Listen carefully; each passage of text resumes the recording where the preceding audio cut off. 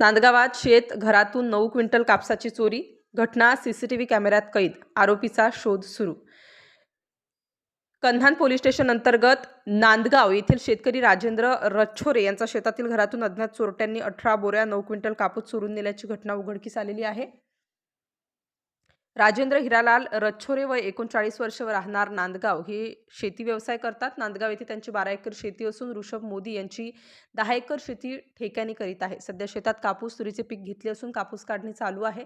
10 महिला मजुरांच्या मदतीने कापूस वेचून तो शेतातील घरात गोळा करून ठेवण्यात येत होता.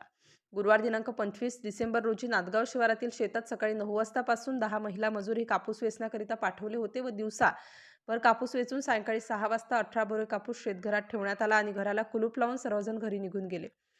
शुक्रवार दिनांक 26 रोजी सकाळी 9 वाजताच्या दरम्यान राजेंद्र रच्छोरे यांना मजुरांनी फोन केला व घरातील घरातील दाराचे कुलूप तुटलेले असून कापूस अस्ताव्यस्त पडलेला आहे असे सांगितले. रवींद्र रच्छोरे यांनी शेतात जाऊन पाहणी केली असता शेतातील घरातील दाराचे कुलूप तुटलेले दिसले आणि आतमध्ये ठेवलेले 18 बोरे अंदाजे किंमत 50,400 रुपयांचा कापूस दिसून आला नाही.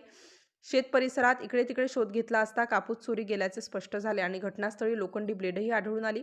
या प्रकरणी कन्हान पोलिसांनी रवींद्र रच्छोरे यांच्या तक्रारीवरून पोलीस स्टेशन वैजयंती मंडवधरे यांच्या मार्गदर्शनात अज्ञात आरोपी विरोधात गुन्हा दाखल करण्यात आला. सदर घटना सीसीटीव्ही कॅमेऱ्यात कैद झाली असून पुढील तपास कन्हान पोलीस करीत आहेत.